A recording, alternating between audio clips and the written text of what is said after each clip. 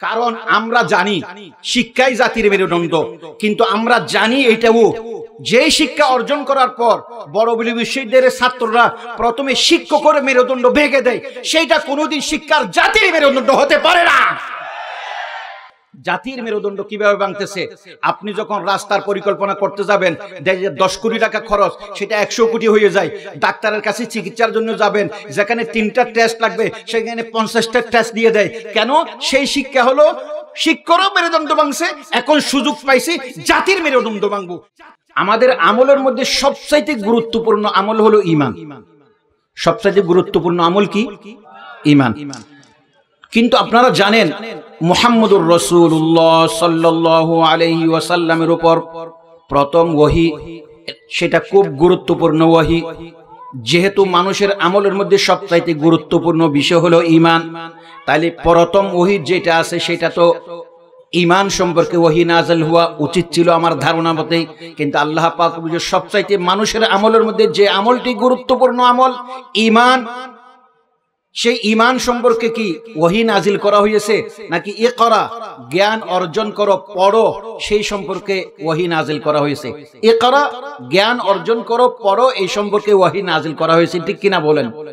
অথচ পড়ার চাইতে দাম কিসের বেশি? ঈমানের বেশি। কিসের বেশি? ঈমানের বেশি। এই প্রশ্নের উত্তর আমাদের জানা থাকলে আমাদের বিভিন্ন প্রশ্নের উত্তর আমরা পেয়ে যাব, জীবনের মোড় পরিবর্তন হয়ে যাবে, আমরা আর প্রতারিত হব না। জিবরাইল আলাইহিস সালাতু ওয়াস সালাম আসলেন, বললেন যে ইকরা পড়ো। আমাদের মুহাদ্দিসিনে কেরাম আছেন, ইকরা যখন বলা হলো, রাসূল পাক সাল্লাল্লাহু আলাইহি ওয়াসাল্লাম বললেন যে মা আনা বিকারিন, আমি পড়তে অভ্যস্ত নই। আমি পড়তে কি নই? অভ্যস্ত নই। এটার কি অর্থ?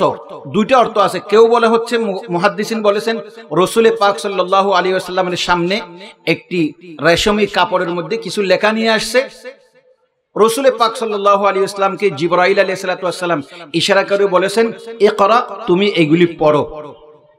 অথবা জিবরাইল আলাইহিস সালাতু ওয়াস সালাম বলেছেন আমি যা পড়বো তা পড়ো। আপনারা বলেন তো, রাসূল পড়তে জানে না, অক্ষর জ্ঞান নাই, কোনো অসুবিধা নেই। পরবর্তীতে যদিও রাসূলের অক্ষর জ্ঞান হয়েছিল, কেন অক্ষর জ্ঞান জানতো না সেটাও একটা হিকমত আছে। কারণ রাসূল যদি প্রথম থেকেই লিখতে জানতেন, পড়তে জানতেন, তাহলে আরবের মুশরিক যারা রাসূলকে জাদুঘর বলতো, তারা বলতো যে না, রাসূল আগে থেকে তো একটি শিক্ষিত মানুষ, সেই জন্য এইসব কোরআনগুলি নিজে নিজে বানাইতেছে, ঠিক কিনা বলেন? এই প্রশ্নের জবাব দেওয়ার জন্য আল্লাহ পাক রাসূলকে আগে থেকে বলছে যে রাসূল পাক সাল্লাল্লাহু আলাইহি ওয়াসাল্লাম দুনিয়ার কোন উৎস থেকে ইলম অর্জন করে নাই। তোমরা যে বলবে রাসূল দুনিয়ার উৎস থেকে ইলম অর্জন করেছে, সেই জন্য তাকে আমি অক্ষর জ্ঞান পর্যন্ত দিই নাই, যেন তোমরা বুঝতে পারো রাসূলের জ্ঞানের উৎস হলো স্বয়ং রব্বুল আলামিন। রাসূল সাল্লাল্লাহু আলাইহি ওয়াসাল্লামকে যখন বলা হলো ইকরা পড়ো, তার অর্থ কি? জিবরাইল যা মুখে মুখে বলবে তা রাসূল পড়া। আচ্ছা, জিবরাইল যদি মুখে মুখে বলে আরবি ভাষার মধ্যে, রাসূল পড়তে কোনো অসুবিধা আছে? আছে নাকি? তো মা আনা বিকারিন, তুমি পড়তে জানো না। জিবরাইল তো বলতো এই পড়তে জানেন না, কি হয়েছে? আমি মুখে মুখে যা বলতেছি তা তুমি পড়ো, তোমার পড়তে না জানলে অসুবিধা কি? কিন্তু জিবরাইলও সেই প্রশ্নের উত্তর দিচ্ছে না। রাসূল পাক সাল্লাল্লাহু আলাইহি ওয়াসাল্লাম বলেন, জিবরাইল আলাইহিস সালাতু ওয়াস সালাম আমাকে একেবারে জড়িয়ে ধরেছেন। এরকম 3 বার বলা হয়েছে। কয়বার? এরপরে হযরত জিবরাইল আলাইহিস সালাতু ওয়াস সালাম বললেন ইকরা বিসমি রাব্বিকাল্লাযী খালাক, ইকরা বিসমি রাব্বিকাল্লাযী খালাক। আপনারা বলেন তো, ইকরা এই বাক্যটি লম্বা নাকি ইকরা বিসমি রাব্বিকাল্লাযী খালাক এইটা লম্বা? খালাক এটা লম্বা। তো রাসূল ইকরা বলতেছে, যেটা ছোট এইটা পড়তে পারে না, আর লম্বা যেটা আছে সেটা কেন পড়তে পারে?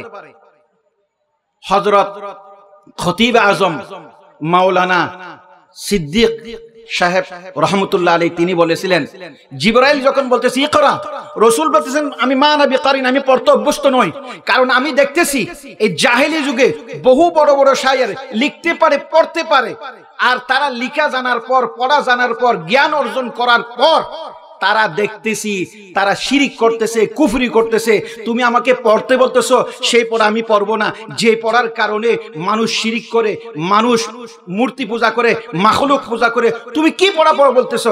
আমার সমাজের মধ্যে যে পড়াগুলি আছে এই একটা পড়াও আমার পছন্দ না, পড়ো। রাসূল বলতেছে পড়বো না। কারণ আমরা জানি শিক্ষাই জাতির মেরুদণ্ড, কিন্তু আমরা জানি এটাও যে শিক্ষা অর্জন করার পর বড় বড় বিশ্ববিদ্যালয়ের ছাত্ররা প্রথমে শিক্ষকের মেরুদণ্ড ভেঙে দেয়, সেইটা কোনোদিন শিক্ষার জাতির মেরুদণ্ড হতে পারে না। কারণ সেই শিক্ষা মেরুদণ্ড পরে ভাঙবে, তার আগে শিক্ষকের মেরুদণ্ড ভাঙতেছে। যে শিক্ষা অর্জন করার পর কার মেরুদণ্ড ভাঙতেছে? শিক্ষকের মেরুদণ্ড ভাঙতেছে। এর থেকে কি ইঙ্গিত নাই সেই শিক্ষা অর্জন করার পর কিছুদিন পরে জাতির মেরুদণ্ড ভাঙবে? এইটা বুঝতে যদি আমাদের এত কষ্ট হয়, তাহলে আমার মতো বোকা আর দুনিয়ার মধ্যে আর কেউ নেই। সেই জন্য দেখবেন জাতির মেরুদণ্ড কিভাবে ভাঙতেছে। আপনি যখন রাস্তার পরিকল্পনা করতে যাবেন, 10 কোটি টাকা খরচ, সেটা 100 কোটি হয়ে যায়। ডাক্তারের কাছে চিকিৎসার জন্য যাবেন, যেখানে 3টা টেস্ট লাগবে সেখানে 50টা টেস্ট দিয়ে দেয়। কেন? সেই শিক্ষা হলো শিক্ষারও মেরুদণ্ড ভাঙছে, এখন সুযোগ পাইছি জাতির মেরুদণ্ড ভাঙবো। সেই জন্য রাসূল পাক সাল্লাল্লাহু আলাইহি ওয়াসাল্লাম বললেন, আমি পারবো না, মা না বিকারিন, আমি পড়তে জানি না, আমি পড়তে অভ্যস্ত নই।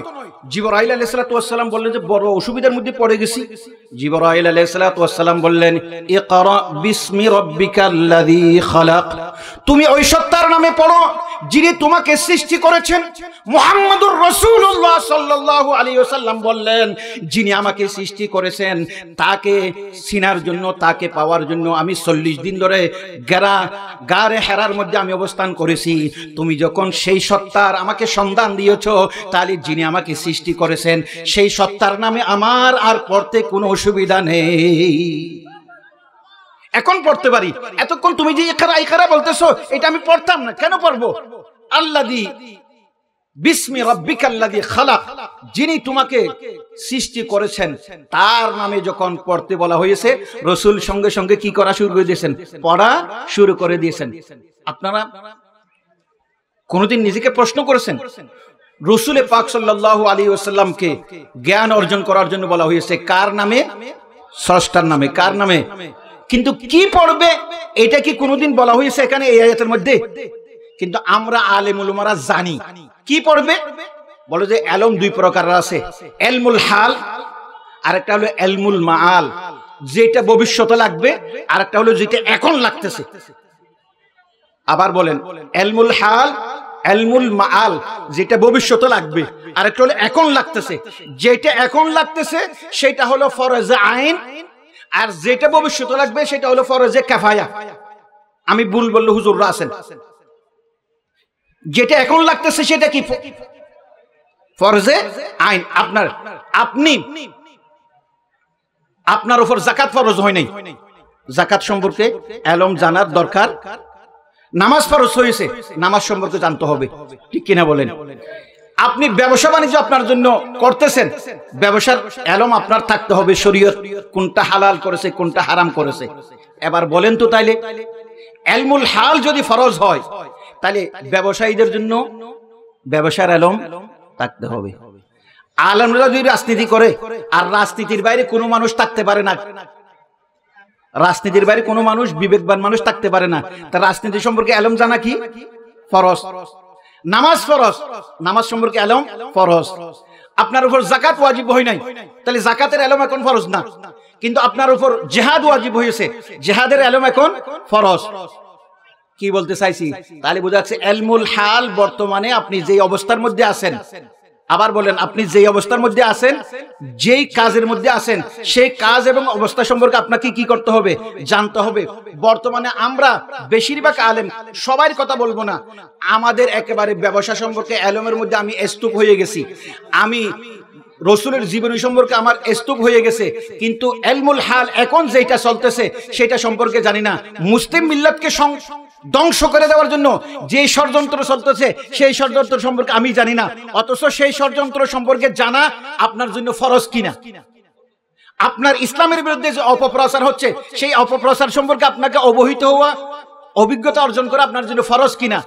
যখন আমরা কোন সাধারণ লোকেরা যখন বলে হুজুররা সাদাবাজ, তখন আমাদের মনটা খারাপ হয়ে যায়, উত্তর দিতে পারি না, আমরা চাঁদাবাজ। কিন্তু আমরা বলি না কেন?